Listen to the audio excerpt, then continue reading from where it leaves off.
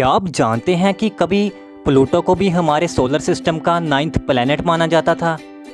Pluto planet को 1930 में discover किया गया था और 1930 से लेकर 2006 तक इसे सोलर सिस्टम का 9th प्लैनेट माना जाता था। लेकिन 2006 में इसे 9th नंबर से हटा दिया गया और अब सोलर सिस्टम में सिर्फ 8 प्लैनेट्स ही माने जाते हैं। लेकिन 2006 में इसे प्लैनेट की लिस्ट में से क्यों हटाया गया? क्या प्लूटो डिस्ट्रॉय हो गया था?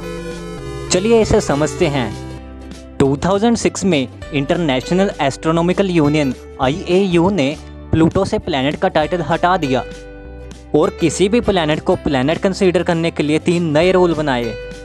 और अब किसी ऑब्जेक्ट को प्लैनेट माने जाने के लिए उस ऑब्जेक्ट को इन 3 रूल या क्राइटेरिया को फॉलो करना होगा। फर्स्ट क्राइटेरियन ये है कि वो ऑब्जेक्ट सन के अराउंड एक ऑर्बिट में होना चाहिए। अब जैसा कि बाकी प्लैनेट्स सन के अराउंड चक्कर लगाते हैं, प्लूटो भी वैसे ही सन के अराउंड चक्कर लगाता है। सन के अराउंड एक चक्कर को पूरा करने में प्लूटो को 248 ईयर्स लग जाते हैं। इसलिए प्लूटो फर्स्ट क्राइटेरियन को फॉलो करता है। सेकंड क्राइटेरियन ये है कि ऑब्जेक्ट के पास सफिशिएंट मास और ग्रेविटेशनल पुल होना चाहिए ताकि वो खुद को राउंड शेप में बनाए रखे।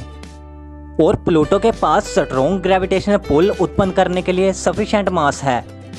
इसी वजह से प्लूटो का लैंड मास सभी डायरेक्शन में इक्वली पुल होता है। इसलिए दूसरे प्लैनेट्स की तरह प्लूटो की शेप गोलाकार या स्फेरिकल है और इस तरह से प्लूटो सेकंड क्राइटेरियन को भी फॉलो करता है। थर्ड क्राइटेरियन ये है कि ऑब्जेक्ट अपने नेबरहुड यानी अपने आसपास के एरिया को साफ रखे।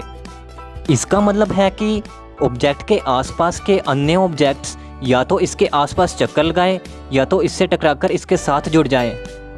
किसी ऑब्जेक्ट के लिए अपने आसपास के एरिया को खाली करने के लिए उसके पाथ के अन्य ऑब्जेक्ट के मास से उस ऑब्जेक्ट का मास काफ़ी अधिक होना चाहिए। प्लूटो के लिए ये दुख की बात है कि ये काइपर बेल्ट से घिरा हुआ है जिसमें काफ़ी बड़े एस्टेरॉइड्स हैं जिनकी ग्रेविटी प्लूटो की गति को इन्फ्लुएंस करती है।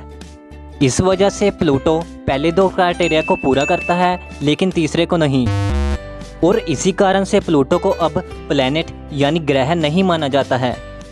लेकिन प्लूटो को एक नया टाइटल दे दिया गया है ड्वार्फ प्लैनेट का। न्यू डेफिनेशन के अकॉर्डिंग ड्वार्फ प्लैनेट वो होते हैं जो सिर्फ पहले 2 क्राइटेरिया को पूरा करते हैं। अब क्या आप जानते हैं कि प्लूटो के अलावा सोलर सिस्टम में और भी ड्वार्फ प्लैनेट्स हैं? उनके नाम जानने के लिए पहला कमेंट जरूर पढ़ें। अगर वीडियो अच्छी लगी हो तो वीडियो को लाइक करें, शेयर करें और ऐसी और भी इंटरेस्टिंग वीडियोस देखने के लिए इस चैनल को सब्सक्राइब करें।